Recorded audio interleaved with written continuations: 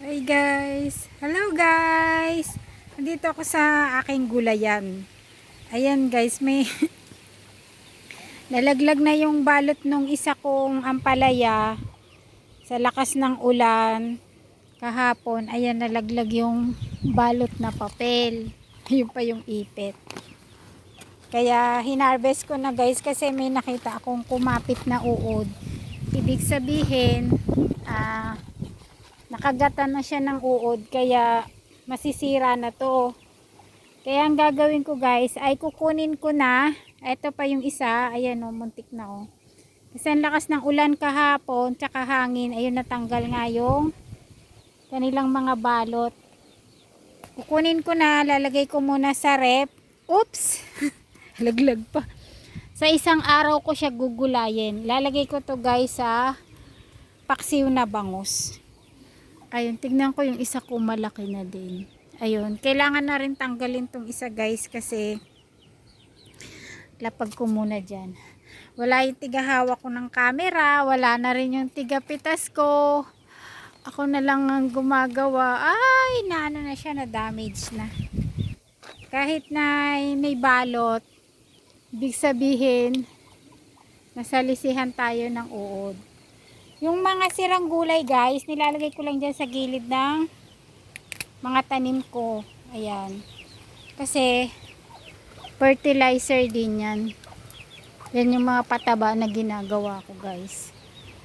Ayan, meron akong nakuhang dalawang ampalaya. No, nakaraan guys, yung kaibigan ko, pinapunta ko dito, nakaharvest siya ng 3 malalaking ampalaya. Ngayon nakaharvest ako ng 2.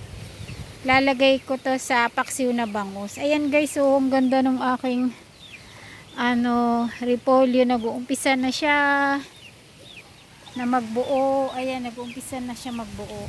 Ayun. Bali 3 na yung nag-uumpisa na magbuo. Ayan, tapos ito yung iba.